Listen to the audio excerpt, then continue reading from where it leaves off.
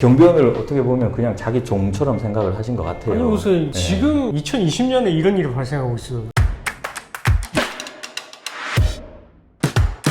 안녕하세요, 로이어 프렌즈입니다. 구독, 좋아요, 알람 설정까지 다 부탁드리겠습니다. 최근 또 좀 안 좋은 소식이 전해지고 있는데요. 모 아파트에서 경비원 한 분이 이제 좀 극단적 선택을 해가지고 그거 관련해서 지금 기사가 좀 많이 뜨고 있는 되게 상황이에요. 안타깝더라고요. 예, 저도 이제 그 기사 보고 참 안타깝더라고요. 근데 이제 그거 관련해서 이제 댓글에서 이제 어떻게 그 사람이 처벌이 되냐, 이제 어떻게 보면 가해자죠. 그래서 이제 그거 관련해서 저희가 조금 이제 영상을 한번 촬영해 보겠습니다. 일단은 먼저 이제 그 경비원 그분이 결국은 이제 극단적인 선택을 해서 목숨을 이제 잃으셨잖아요. 이거 관련해서 이제 그러면 그 가해자를 뭐 살인죄나 아니면 폭행치사 아니면 상해치사로 이렇게 처벌할 수 있느냐, 이런 질문들이 좀 많았어요. 왜냐면 가해자를 엄벌해야 된다, 이런 것 때문에 가능할까요? 지금 현재 저희 형법상? 근데 인과관계가 네. 어쨌든 이제 그 행위와 결과 사이에 상당히 인과관계라는 게 있어야 되거든요. 그래서 이제 시간적으로 좀 밀접해 있고 그 사이에 다른 제2, 제3의 이제 원인이 개입하지 않아야 되는데 이 사건 같은 경우에는 정말 안타깝긴 한데 일단은 그 행위가 있고 나서 결과가 발생하기까지는 조금 시간이 있었던 것 같아요. 그리고 이제 본인이 어떻게 보면 또 이제 그런 선택을 한 부분도 있어가지고 그래서 사망의 결과에 대해서까지 좀 책임을 묻기에는 어렵다. 다만 이제 실제 그 양형 관련해서는 조금은 영향을 미칠 수는 있겠죠. 양형에는 많은 영향을 끼치죠. 예, 이거 관련해서 이제 실제 법 공부를 해보시면 리딩 판례로 다들 이제 배우시는 건데, 어떤 한 분이 강간을 당했다가 나중에 이제 너무 스트레스를 받아서 음독 자살을 한 사건이 있었어요. 그 경우에도 이걸 이제 그 죽은 부분에 대해서 책임을 물을 수 있느냐, 근데 여기서도 인과관계가 없다, 이렇게 났거든요. 결국 이 사건에서도 마찬가지로 그렇게 날 거예요. 만약에 그렇게 기소한다면. 그렇게 기소는 안 하겠지만, 그러면은 일단은 뭐 살인죄나 폭행치사나 상해치사는 안 된다. 그 이후에 이제 뭐 그러면 폭행죄, 이 부분에 대해서는 어떨까요? 지금 이 사건을 보면 경비원 그분이 일단 고소장을 접수하고 그 다음 날 목숨을 이제 끊으셨거든요. 결국은 일단 진술 자체는 없는 거잖아요. 맞네요. 그럼 이때도 고소장 접수한 것만 가지고 폭행죄로 처벌이 가능할까, 이렇게 또 궁금할 수도 있어요. CCTV 있다고 하지 않았어요? 아, 맞아요. 제가 이제 그 얘기 하려고 했는데, 다행히도 그 주차장 쪽에 CCTV가 있어가지고 이제 잡고 끌고 가는 그런 모습이 찍혀 있다고 해요. 근데 만약 CCTV가 없었다면 가해자 그 사람은 부인했을 수도 있을 것 같아요. 그런 적 없다. 근데 요즘은 또 CCTV 그렇지만 거의 웬만하면 차량마다 블랙박스가 다 있잖아요. 그래서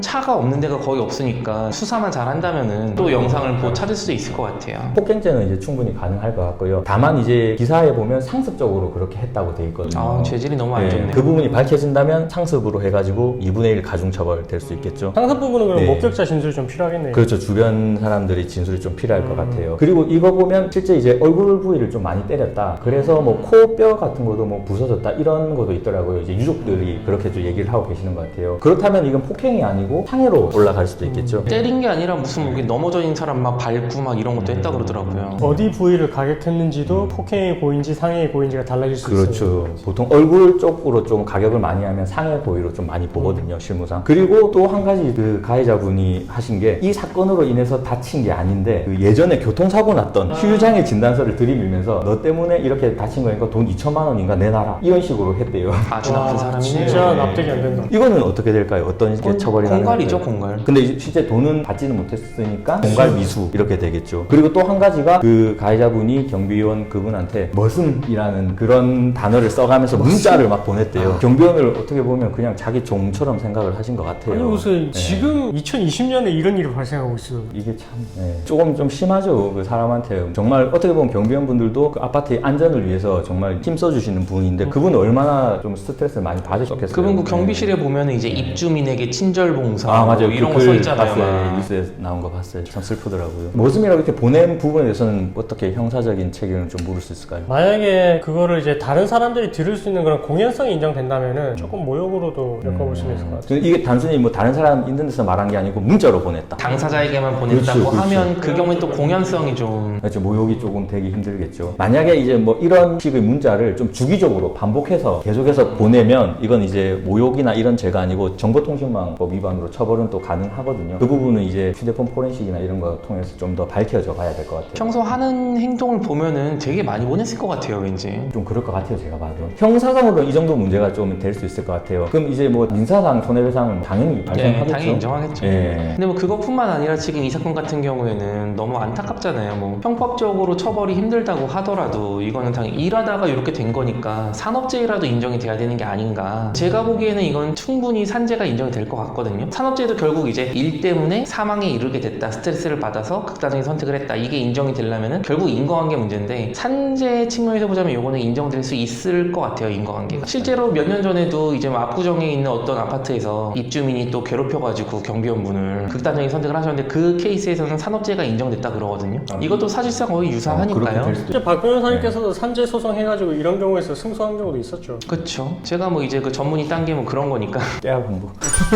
저희가 지금 말씀드린 이 경비원 분이 자살하신 이 사건도 그리고 이 갑질에 대한 문제 아니겠어요? 우리 사회에 만연해 있는 갑질 문화. 이거 관련해가지고 최근에 이제 그 직장 내 갑질 관련해서는 뭐 그게 완벽한 입법은 아니지만 일부 입법이 돼가지고 이걸 이제 통제를 좀 하려고 하고 있어요. 근데 지금 이 케이스 같이 경비원하고 어떻게 보면 입주민 사이나 아니면 뭐 고객하고 아니면 뭐 직원 사이에 있어서 뭐 가까울 관계 이거를 규율하는 그런 법은 아직 없단 말이에요. 그나마 좀 약간 유사한 게 이제 산업안전보건법을 보면은 정보통신망을 이용해서 고객을 응대하는 분들, 일단 텔레마케터 이런 분들 있잖아요. 요즘 ARS 이런 거 전화해보신 분들은 많이 들어보셨을 텐데 뭐 산업안전보건법에 따라서 이제 폭언을 하게 되면은 전화를 끊을 수 있다 뭐 이런 안내 멘트 나오잖아요. 이것도 근데 좀 약간 한계가 있는 게 전화로 이렇게 영업하시는 분들만 해당이 되고 이 사건처럼 이제 오프라인으로 이렇게 갑질하는 거는 규율이 안 돼 있고. 네, 그 법이 그대로 적용된다고 하면은 갑자기 그 입주민이 와가지고 경비원분한테 폭언을 한다. 그럼 이제 쌩 까고 들어가면 되거든요. 근데 그 법이 적용이 안 돼가지고 법의 사각지대. 맞죠, 사각지대. 관련해가지고 실질적으로 이제 어떻게 보면은 일반 국민들이 조금 더 편하게 생활할 수 있게 뒤에서 이제 많이 이렇게 노력을 하시면서 이렇게 일하시는 분들이 많거든요. 그분들을 좀 보호하는 법이 조금 미비한 것 같아요. 이런 부분에 대해서는 좀 국회 차원에서 빨리빨리 조금 일을 하셔가지고 입법 좀 맞아요. 해주셨으면 좋겠어요. 오늘은 저희가 지금 이제 한참 문제가 되고 있는 이 경비원 사건 관련해서 조금 영상을 찍어봤는데 일단은 목숨을 좀 끊으신 그 경비원 분한테는 저희가 좀 애도하는 마음을 좀 많이 가지고 있고요. 다시는 이제 이런 일이 좀 발생 안 했으면 좋겠습니다. 오늘 영상 여기까지 하겠습니다.